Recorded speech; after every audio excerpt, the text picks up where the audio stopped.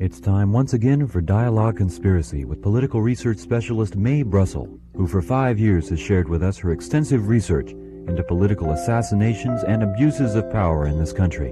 Her program relates the news of the week to emerging evidence about the conspiracy which allegedly maintains by force its control over the legislative, executive, and judicial processes in America. And now, Mae Brussell.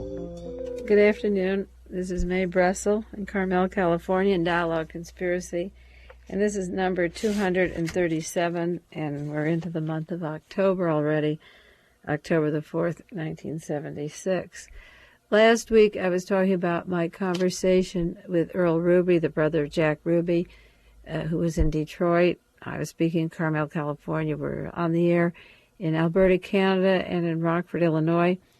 And I wanted to talk just a few minutes more today about the Kennedy assassination and one of the witnesses who's providing information for the House of Representatives in opening up their new investigation into who killed John Kennedy.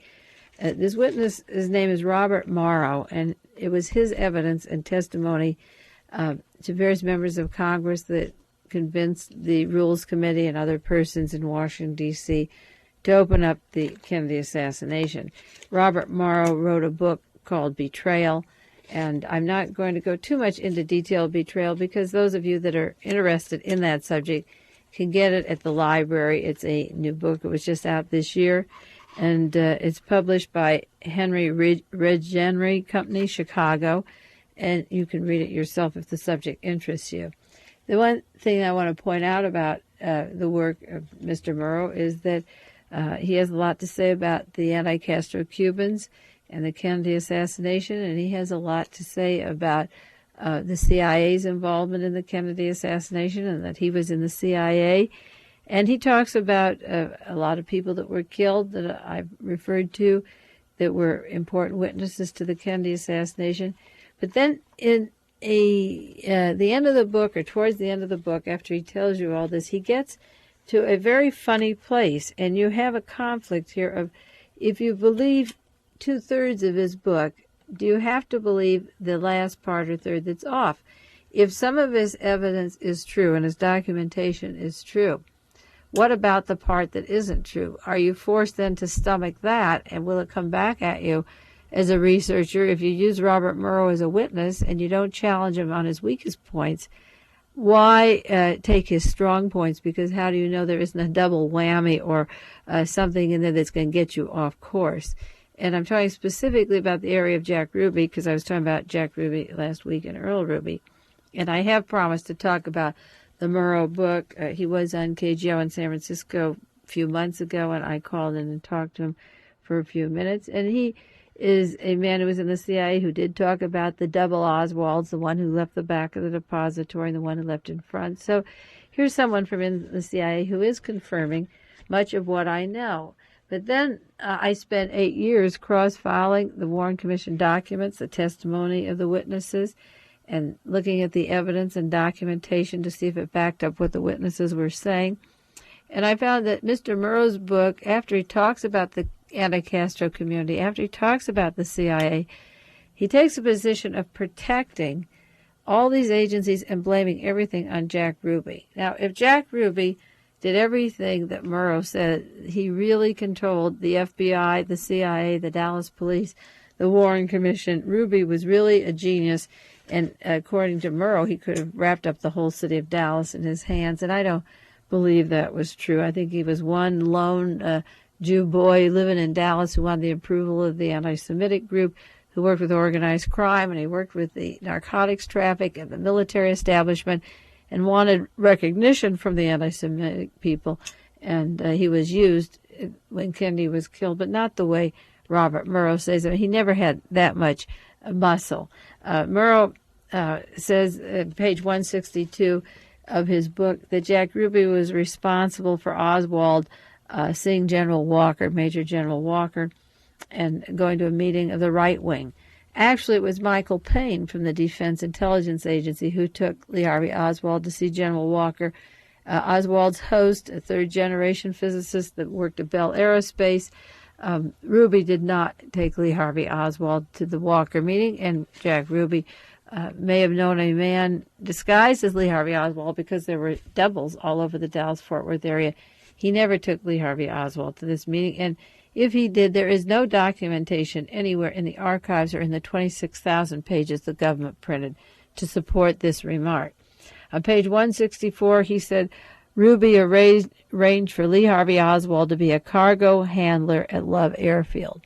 Now, Jack Ruby's name was never on the employment record. Lee Harvey Oswald had friends at the Dallas Employment Agency, Mrs. Cunningham, who was working with his co-spy, Anna Miller, in the Dallas-Fort Worth area. These people were linked to the intelligence community. Anna Miller worked at the Dallas Power and Light Company, and there was a nest of espionage agents from the Solidaris, the White Russian community in the Dallas-Fort Worth area. Ruth Payne arranged for Lee Harvey Oswald to go work at the Texas School Book Depository, the wife of Michael Payne, who took him to see Major General Walker. And Ruby went to the Carousel Club and the police department, but he did not arrange for anything at Love Airfield. If he did, Robert Murrow has made this statement on page 164 without one footnote or documentation to support it. He just said, with difficulty, Ruby controlled his anger. He had already arranged to have Oswald hired as a cargo handler at Love Field. Now, there is one footnote or page number or volume number on this, and this is important when you're doing research into the Kennedy assassination. Where is the documentation that he sent him there? Now, Lee Harvey Oswald went to the employment agency, and he did have a job as a cargo carrier at Love Airfield, and Lee Harvey Oswald did have a job at the Texas School Book Depository, and one job was taken October the 16th. He applied at the book depository where the motorcade was to come in front, and he started working October the 17th, 1963. And the employment record shows Lee Harvey Oswald employed as a cargo carrier at Love Airfield, and on the 16th, and he started work on the 17th. So there were two Lee Harvey Oswalds, one as a cargo carrier and one at the Texas School Book Depository. And I'm convinced that if the Secret Service or somebody found that this detour that the president had to make, where he turned two corners, went through an underpass, under a bridge, which he never does, past tall buildings where there are no Secret Service agents, and reduced to almost 10 miles an hour, if any agent had caught that, the motorcade would have been changed to Stevens Freeway, and he wouldn't have had to take the detour back past the Texas School Book Depository, in which case Kennedy could have been shot at the airport, and there could be another Lee Harvey Oswald. There could even be one like, I was talking about Candy Jones last week, and that book, The Control of Candy Jones. She worked as Arlene Grant, Jack Ruby's sister, with Eva Grant. There could be a man working at the depository who would be hypnotized to say he's Lee Harvey Oswald, or one at the airfield that could be hypnotized to say he was Lee Harvey Oswald. And if the motorcade was changed, somebody might have been out there, but there's no footnote of Mr. Murrow on that allegation. Then he says, Ruby decided on the motorcade. This is page 164. Now, that's so presumptuous. Mr. Rudabaugh from Washington, D.C., worked on the motorcade, and a special private club in Dallas decided on the motorcade, and the Dallas law enforcement went along with this. Nobody checked out the motorcade, and the testimony of Mr. Lawson of the Secret Service was that it was decided in a private club in Washington, and there's absolutely no footnote or indication of how Lee Harvey Oswald being placed in this Texas School Book Depository would conveniently have a motorcade brought right in front of the window where he works. If he were on the sixth floor window, he happened to be having a Coke on the second floor. But there's no supportive evidence from Mr. Murrow. I'm talking about the book Betrayal, a reconstruction of events around the John Kennedy assassination, written by Robert Murrow. It came out this last year, and the Schweiker Committee, or the new House of Representatives investigative 12-man panel going to the John Kennedy assassination, is going to use a lot of Mr. Murrow's work. He's made inroads in Washington. And if they get over to the Ruby area, then they take the assassination away from Richard Nixon or Gerald Ford and Allen Dulles and Richard Helms and the top men of the CIA and planners of the Bay of Pigs, the whole intelligence operation, people who knew who killed John Kennedy, they sanitize it and leave it with Jack Ruby, who conveniently is dead, and that would wash okay, to set it up that way. This is what I'm afraid will happen. Now, Mr. Murrow blamed Jack Ruby for setting up the Walker shooting. He said Lee Harvey Oswald shot Major General Walker in April of 1963. He blames Lee Harvey Oswald for that. There is no ballistic evidence to confirm that Lee Harvey Oswald shot at General Walker. He says that Lee Harvey Oswald did this. He went by the window. It was an open window. He missed that shot, and the bullet went in the bookcases, but he was good enough to hit this great feat of the motorcade a few months later. Mr. Murrow has no supporting evidence that Lee Harvey Oswald shot at General Walker, but there's more evidence that the shooting of General Walker was trained at Fort Bragg, South Carolina, the same triple-party assassins that were trained to kill John Kennedy on that train that went on a railroad, and they shot this dummy front. They went out in the country and had a place to practice their target practice. And this group, according to James Frankenberry, who was part of the team, said that they were getting ready to shoot General Walker, and when he read that Walker was shot and that he wasn't on that team, he knew that this was the group that was training in Fort Bragg, South Carolina. And Robert Murrow goes on to say that Jack Ruby set up the ACLU meeting for Lee Harvey Oswald. There was no documentation. This is page 167, chapter 13, of Lee Harvey Oswald going to a meeting of the ACLU, and that Jack Ruby set up the meeting for Lee Harvey Oswald to go there, both at this John Birch Society and later at the other meeting. And there's no documentation of any kind, none exists, to show that Jack Ruby had a part in Oswald's attending these meetings. Now he goes on a little further, and he says Jack Ruby was responsible for the doubles of Lee Harvey Oswald.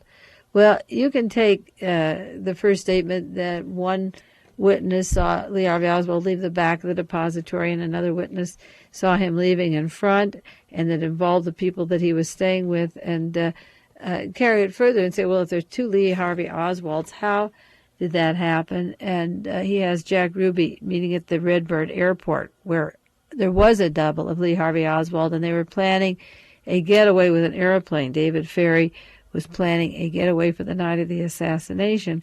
But he has the double situation, the making of doubles, the responsibility of Jack Ruby, and that just isn't so. There's no way that Jack Ruby could find doubles for Lee Harvey Oswald 36 times. He was never seen with a physical double of Jack Ruby, or if he was, it was carefully concealed by all the documentation that came out. And then you have to say, why would the government protect Jack Ruby, this fool, if he shot and Lee Harvey Oswald and silenced him? Why not bring out the source of information of Jack Ruby, which was never done? Then he goes on page 175, because Robert Murrow's book gets a little more gross, and he says that he began to see a pattern. He describes Oswald in certain events, and he met with Guy Bannister, and then he said that Jack Ruby helped to plan the presidential site. That it said they should get him to be watch list during the forthcoming presidential visit. The local FBI would be notified, and Ruby would have no other choice than to pull him off the operation and still pay him. And he's talking about hiring Lee Harvey Oswald and getting him into the position of the assassination, and that he was responsible for the assassination site that Jack Ruby selected because he had nowhere else to go, that the narrowing down of the assassination site would be selected by Jack Ruby. Now, that's an interesting phenomenon, because I don't think he determined where the motorcade was go or where Oswald worked, and he's wrong about that. Then he wrote on page 182 that Jack Ruby arranged to plant a rifle in Michael Payne's garage.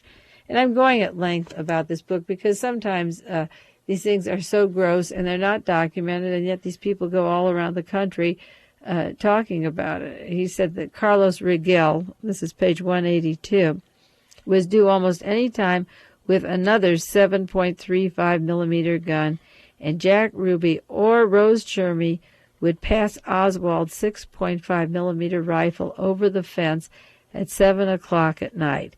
Then he went on the next paragraph and said Rose Cheremie passed it over, and he had Oswald's 6.5 millimeter rifle in his hand, and he was pleased that the incident had been observed by at least 3 people, and he doesn't mention who. And so he has the responsibility of Oswald's rifle. At first he says that it was Ruby or Rose Cheremie, and the next paragraph he names a alias of who was responsible for Oswald's rifle. He said Jack Ruby and Rose were parked next to Roberto in the sports drome lot.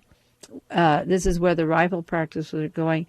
And they would take the 6.5 millimeter back to the Payne garage. That's where Marina Oswald stayed. Camilo handed it to Jack Ruby, and he climbed into the old Ford, and Roberto, with a wild spin of tires on gravel, gunned down the road. And 6 days later, somebody would positively identify Oswald as being at the rifle range. In the meanwhile, he has Jack Ruby responsible for the rifle that was shot at the rifle range that's to end up in the Payne's garage. And there's absolutely no evidence or documentation that Jack Ruby knew Michael and Ruth Payne, and if he did, he should put this evidence and put where it's suppressed where he got it from, but there's no evidence to support this. Then he went on to talk about Bernard Weissman, that gentleman that worked with the Birch Society and with Young Americans for Freedom that had come from Germany to New York and Dallas at the time of the Kennedy assassination. But he calls him Barry Weissman, and he referred to him as being, he said, we met another friend at the club Friday night, Barry Weissman, a staunch right-winger, a fellow Minuteman, and they were talking about the advertisement that Weissman was going to put in the morning paper the day that Kennedy arrived, and that's the one accusing John Kennedy of treason at the time of the assassination. It had a black border, and it was paid for. It was taken in the newspaper by Bernard Weissman, but the money came from 3 people in the Birch Society. So Robert Murrow in the book Betrayal is talking about Barry Weissman, a Minuteman and a right-winger. But he's not placing him with the oil people. In other words, Jack Ruby ends up being the fall guy of the Kennedy assassination in Robert Murrow's book, just like Richard Nixon was the fall guy for the Watergate story and is to the present day. He keeps being nailed, and the real truth never comes out. Now, page 195, Murrow says that Jack Ruby was responsible for the shootout. He said that half a block down the street, Linnie Mae Randall, to whom Lee Oswald owed his job at the book depository, was having breakfast with her brother, and he goes into the details of the last day that Lee Harvey Oswald was a free man before he was arrested, and how Jack Ruby had arranged all these contacts at the book depository and the rifle to be planted, and so forth. And yet Ruby was not a part of this. This was a CIA operation. And then his final part of his book on page 210, he goes even further and says it was Jack Ruby who paid Lee Harvey Oswald money, and he was responsible for giving him money and putting it in his hands. That isn't true. Jack Ruby wasn't responsible for paying Lee Harvey Oswald. I never saw any indication that he was, and it's a shame that he says that, because, again, it takes the responsibility for the assassination out of the hands of the intelligence community. And then in his back part of the book, he describes various people that have been killed in terms of the political assassinations. And he lists Clay Shaw, retired as president of New Orleans International Trade Center. In 1966, he was accused by Jim Garrison of being one of the conspirators in the assassination. He was indicted and went to trial and was acquitted during the following year, and he died of natural causes in New Orleans in 1974. Well, he didn't die of natural causes any more than David Ferrie died of natural causes. Clay Shaw worked for the CIA. He was embalmed before there was an autopsy. There was no one with him when he died. An ambulance appeared at the house and took a body in on the stretcher, had him somewhere, and he was delivered, and the neighbors saw it. And the next person who entered the apartment by force found a dead Clay Shaw there. And as I say, he was embalmed before there was an autopsy. So What Robert Murrow is doing is presenting a mixed-up, half-assed truth. There was a book out by Hugh McDonald called Appointment in Dallas on the Kennedy assassination that I call one of these schizophrenic research books where they tell half and the other half is fabrication.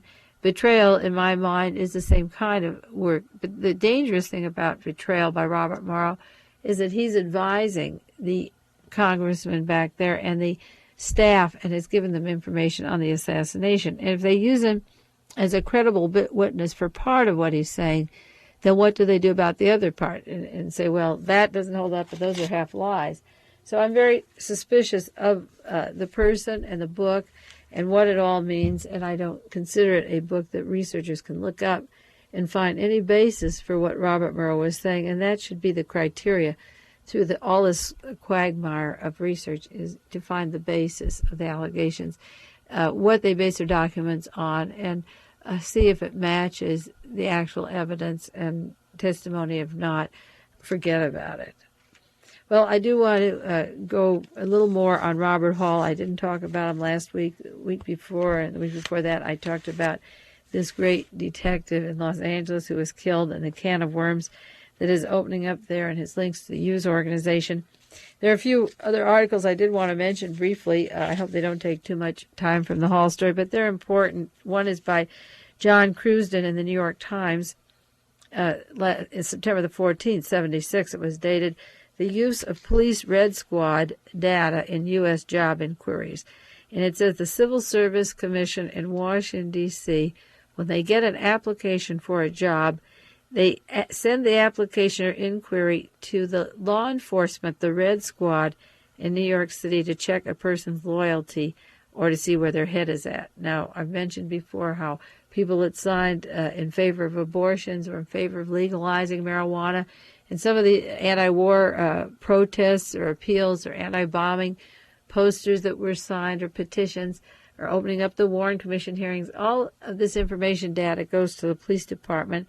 And in this country that should have checks and balances to protect our liberties, the very notorious Red Squad that can falsify evidence and give wrong information or smear you if you want a job and they have you down as signing these petitions, you can be ruled out. So that the civil service in Washington, D.C., writes to the Washington Red Squad, and I'm sure if they do it there, they write to the LAPD or San Francisco or Chicago or major cities or minor cities, so that the chances of your getting a job now are teletyped and computerized, and you can't see your own records. So that if you take a political position in this country, you're less likely to have employment in the next 5 or 10 years. Another matter that was in the New York Times also, one John Crewsden, this is Wallace Turner, again dated September 14, 1976.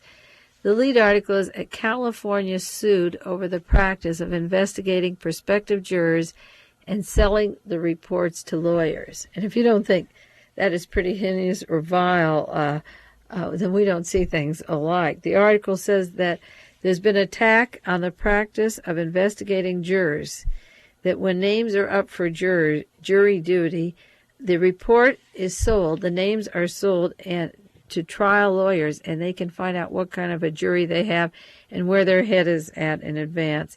This is a case that's going on now, a suit. It said, Mr. Lehman, this is an article about Godfrey Lehman, his name, is an advertising man who's been on 3 jury panels in the last 20 years. And Mr. Lehman said that the proceedings began for technical legal reasons when he filed a claim for $50,000 against the state of California on the theory that the basic constitutional rights were being denied and his privacy was being invaded because he, as a juror, went into a computer of things that he's been doing. The practice he complains about exists, dig this, in most large cities and in many smaller ones. It is the investigating by private individuals or corporations formed for that purpose on the background of persons ordered to report for jury duty. And then the reports are sold to lawyers.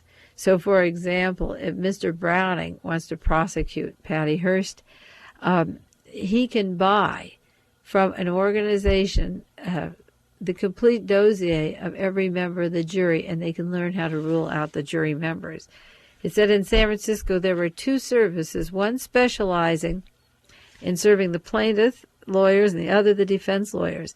So that the lawyers, if they have the right amount of money, can buy the dossier on every jury that comes before you and choose 12 to your liking. But furthermore, you can know how they voted. You know if they work in defense. You know how they feel about Vietnam. You have a personality profile of every single person that's called for jury. And then that profile, once they get the name, can be built up and sold to the lawyers, and they can handpick that jury. And I think this is just unbelievably bad in its implications. I was talking a couple of weeks ago about the Supreme Court decision on obscenity. But the New York Times article said, in trials of greater significance, the detectives are limited only by the time before they go to trial and the money budgeted and the ingenuity of the investigators. In other words, the checks and balances, the trial by jury is out. If you don't believe repressions are in, just think about what is happening here. If you have enough money and unlimited budget and you have enough time, if you stall on some small thing to put off a trial for a few weeks, if you have the money and you have the time and the ingenuity of the investigator, he can find a jury for you, and you can throw out certain people that aren't favorable to your decision. He can find that hand-picked jury for your case. And if the prosecutor is richer than the defense lawyer can't buy the same kind of reports that the prosecution can. So the trial by jury system has to be no longer functioning, because we know if this is happening in San Francisco, it can happen all over the country. Another item I did want to talk about was Clarence Kelly. He was going to be subpoenaed in the matter of the Patty Hearst case in Pennsylvania. It's been many, many weeks since I talked about Patty Hearst, and I would like to do some more on the SLA now in 1976, because February it'll be 2 years since Patty Hearst was kidnapped after the first of the year. And it has been my allegations all along that the SLA was formed by the Central Intelligence Community to spread terror and to make eavesdropping legal and to do bombing and terrorism that would force more police on the streets and more excuse to investigate genuine radical groups that were challenging people in office in the White House and the way the government is moving. Well, in Scranton, Pennsylvania, there was a hearing by Jay Weiner of Philadelphia and Philip Shinnick of Livingston, New Jersey. And these 2 men were being investigated in harboring Patty Hearst. Now, this is in September 1976. They're being investigated for harboring her, and the federal government has known for well over a year and a half, that these people had her at the house. And these 2 gentlemen refused to cooperate with the FBI. They refused to give their fingerprints, and they refused to give information. So they were going to subpoena Mr. Clarence Kelly of the FBI. The defense for the SLA wanted to question Kelly about the working of the FBI, the qualifications of its staff, and the agents who were involved in the Hearst investigation. So that Mr. Philip Shinnick and Jay Weiner were issued a subpoena that was served for Clarence Kelly, the director of the FBI. But what happened was the prosecution in the case that would want a forceful prosecution of 2 men if they harbored criminals across state lines, the prosecution squashed the subpoena of Clarence Kelly and dropped that. And I think this is an interesting story, because even though it was covered by United Press International, I only saw it in 2 newspapers, and I take 10 a day. So the link of the FBI and the CIA to her story has yet to be told, like the Watergate story. The used connections to Watergate haven't been told. But when the defense subpoenas Clarence Kelly, these great radicals who didn't trust the FBI or allegedly didn't, and the prosecution refuses to let Mr. Kelly come, that's an interesting twist of the matter, because Kelly would be there prosecuting these men if they weren't his own agents. And for those of you who are not familiar with my feelings on the SLA or haven't read my article, the SLA is the CIA. I feel that those men will not be charged with harboring Patty Hearst, and neither will Mickey and Jack Scott. I'd be surprised if they will be charged with that. There were two articles recently in Saga magazine, and they're on the stand. It's dated October the 76th. And I wanted to mention them. I won't go into them at length, but try and buy them if they're still on the stand. One is about a gentleman, an amazing gentleman called J.J. Arms, A-R-M-E-S, a fantastic profile of a dynamic agent who works with the Central Intelligence Agency, who works for the Howard Hughes Summa Corporation. He's a top-quality detective, and it was this gentleman who had an interview in Time magazine 3 weeks before Patty Hearst was found, who said that he was offered $500,000 to find Patty Hearst and that he could find her in 3 weeks. And it was at that time that I knew and mentioned on the air that within 3 weeks Patty Hearst would be brought home to her family, and she was found 3 weeks to the day. And it's an interesting thing in this article on Arms that he says that he does jobs for the police department and they get the credit. He gets the money, anywhere up to $1 million, and they get the credit for being good policemen, and he solves these stories. And I think one reason he can solve them is that the very agency he works for are behind them to begin with. So they get as much mileage out of the conspiracy as they can, and then they can solve it with a private investigator, in quotes, who helps out people like the Hearst, and then the police and FBI end up finding their suspect or fugitive.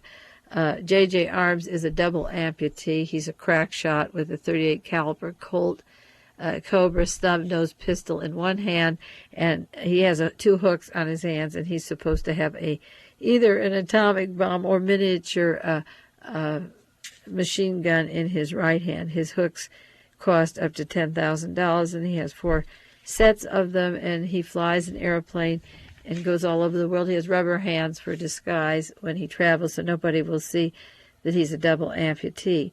He claims he's one of the few outsiders who saw Howard Hughes in 1973, and it's a very heavy article in terms of the Central Intelligence Agency, and sometime I would like to do a whole profile on him if you don't get the article. But for those of you that want it, try and get Saga magazine while you can and read the feats of J.J. Arms, and because of his links to the Hughes organization and international and national terrorism, he's somebody to study. For example, J.J. says that they now know who killed the people at LaGuardia Airport when it was bombed last December 29th. 11 persons were killed, and that he'll soon be closing in on this case as a great investigator, and it will turn out to be a loner down in Miami, Florida.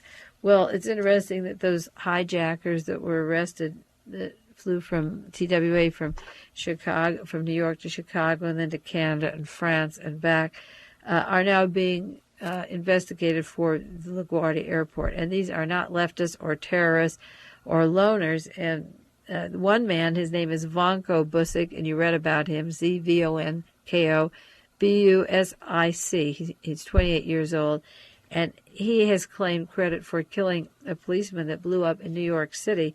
And just by coincidence, this Mr. Busick said that he was at LaGuardia at 1 hour before the bombs went off. He has admitted that. Now, he blames the terrorists. He says he's got a book called The Anarchist Cookbook, and it had a recipe of explosive gelatin. And it's interesting that a man linked to the Ustashi, the dreaded right-wing Nazi terrorists, should be claiming killing one policeman in New York City with these explosions, and should be at LaGuardia Airport December the 29th when 11 people were killed. Now, these people from the right wing, these Croatians, have mentioned their links to the CIA, the FBI. They've hinted at them. We know that they're financed by CIA money, and they have been since the time of Nazi Germany. So that while one single man has been singled out for he claims the credit for the hijacking. He says, my co-workers had nothing to do with it. I was the one who did it. He doesn't explain how all of these people got on a plane, which is rather expensive, and got on in New York and just went to Chicago for the ride with him and didn't know what was going to happen. I don't know. They don't even hold jobs or what they're doing, how they managed to just take that little trip from New York to Chicago when he was there with the bomb. And so that there's going to be this effort to narrow in and blame one loner. in the meanwhile, J.J. Arms was coming out and saying that they're finding the one loner. So the consequences of this kind of a bombing at LaGuardia Airport are that I know when I traveled, I have heavy books and things that I'm traveling with. I went to an airport and asked for a locker last trip, and they say, "Oh no, we don't have lockers. You know about that bombing."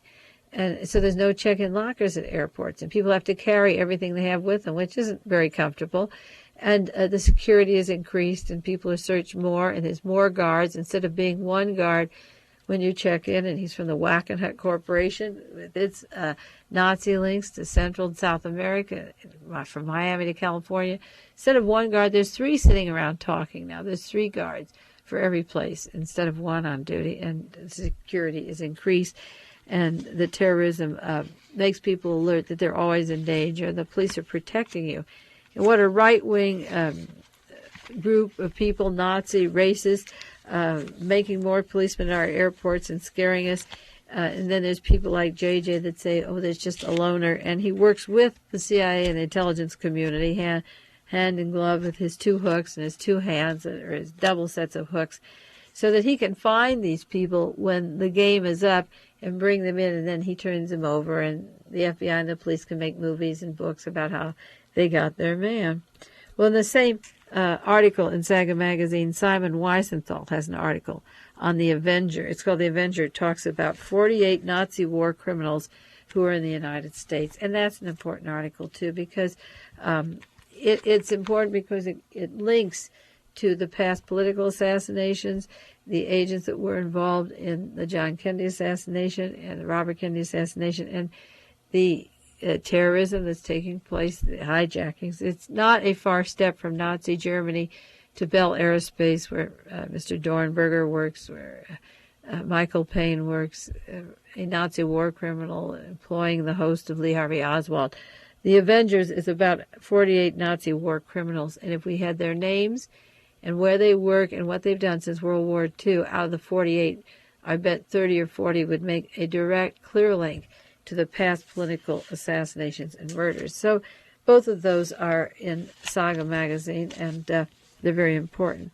Well, I didn't leave much time for the newest reports on Robert Hall, and I didn't talk about him for the last 2 weeks, and I'm sorry. It is the biggest story outside of Watergate, and I would like to carry it every week. I'd like to keep you up on it, but I don't know how much it interests you as against these other matters that we've been talking about, so I took a breather. For those of you that didn't hear Dialogue Conspiracy, the earlier shows, September the 13th, on Robert Hall, or the one the week before, the 6th, I talked about a man who was killed in Los Angeles, July 22nd, 1976, and taken from his home were 200 tape recordings of his links to Beverly Hills pharmacists, and he himself was a pharmacist, to pornography, to the sports arena in Hollywood, in Los Angeles, and Beverly Hills, going all the way to Malibu. And Mr. Hall was murdered at a time when the Beverly Hills chief of the captain, not the chief of police, the captain there for 17 years was forced to resign. And he was co-workers with two men that were brought in as his assassins, who have close links to the Howard Hughes Empire and the Los Angeles Police Department. This case involves drugging of rock musicians and managers complaining about their getting drugs and tranquilizer guns and darts that Mr. Hall had, and information of blackmail of politicians, musicians, high-up Republicans, and none of those really have been named in the major news media yet, not enough of it. But many people are scared about what Robert Hall had on his tapes. As a result of his tapes getting in the hands of the police department, 50 more tapes were picked up by Thomas Richardson at Century City, who was indicted and convicted, and he's ready to go to jail. He's appealing on a stock swindle with Robert Vesco. And Robert Hall worked for the Hughes Corporation, Summa Corporation, and Robert Vesco, and also with Thomas Richardson. As I say, it was a link between the sports field, the pornography, the rock story, and it has a tangled web that goes into many, many areas that have been researched that come to a head right at this point. Two men were charged with his murder. One was Gene LaBelle, a sports figure, and LaBelle was supplied with a weapon by a gentleman who used to be at the Los Angeles Police Department, who now teaches at the police academy. Isn't it strange that Sarah Jane Moore got a weapon when she was in the company of alcohol, tobacco, and firearms agents that she used to shoot at Gerald Ford, and Squeaky Fromm got a weapon from a man 20 years in the military base up in Sacramento.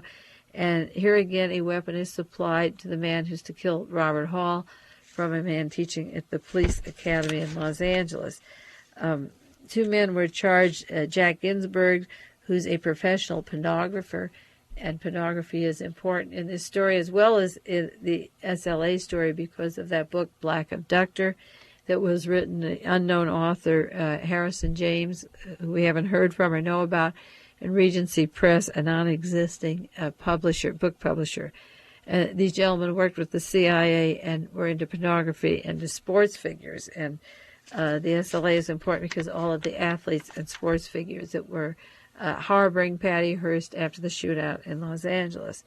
Well, Robert Hall's story got the hush-hush treatment of the major media, and I talked about that several weeks ago. And since we talked about on the air, I saw one article in the Washington Post, and this was dated September the 12th. Robert Hall was killed July 22nd.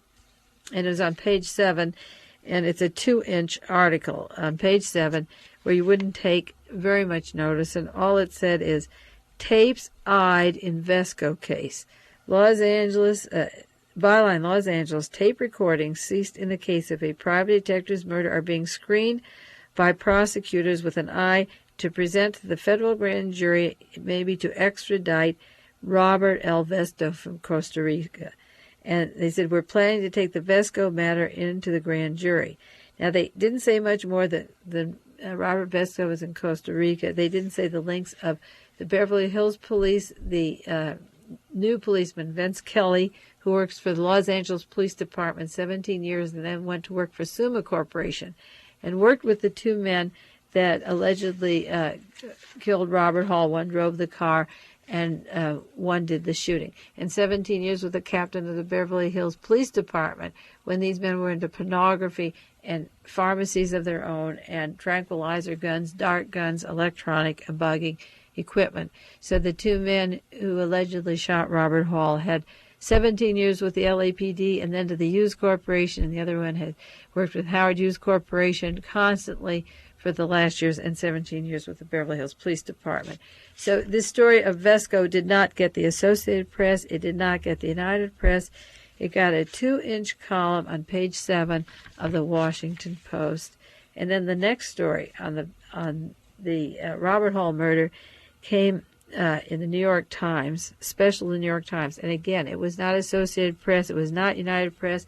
And I'm reiterating this to you to show you the media cover-up because the story is dynamite, the way it's linking and where it's going. And it just said special to the New York Times, and it was on page 20 of the New York Times, September the 13th, 1976, 1 week less than 2 months after Robert Hall was murdered. And yet, in that very same week that these news stories were covered up and didn't go over the wire services, information came out about Thomas Richardson, the Century City accountant who has been convicted, setting fire to a car owned by one of the people allegedly that killed Robert Hall, trying to burn his bikes. There was an infight of this group. It had to do with drug dealing, sending weapons to Vesco, pornography, and there was a conflict between these various defendants. And one particular man, Richardson, had admitted burning a van and some motorcycles to a police department, and he laughed. And the police said, you're incriminating yourself. And he says, well, that's okay. And he didn't think he'd ever be charged with that. Jack Ginsburg reported to Jack Edgars. Ginsburg is the man that was to have murdered Robert Hall. And before he killed him, he called Jack Edgars, who was captain of the Beverly Hills Police Department, and said, I'm going to kill Hall tonight. I'm going to get rid of Hall. And after he killed him, within minutes after he killed him, he called the captain of the Beverly Hills Police Department and said, I did the job. And the captain didn't notify anybody. He didn't call Hall's wife. And after Hall was murdered, Robert Hall's wife called Jack Edgars of Beverly Hills Police and told her husband was killed Would he help her investigate the case? And he knew in advance and didn't tell her or Hall. He knew afterwards, and then he resigned a few weeks later from the Beverly Hills Police Department. This is the story. I went too long on these other matters today, but they were important.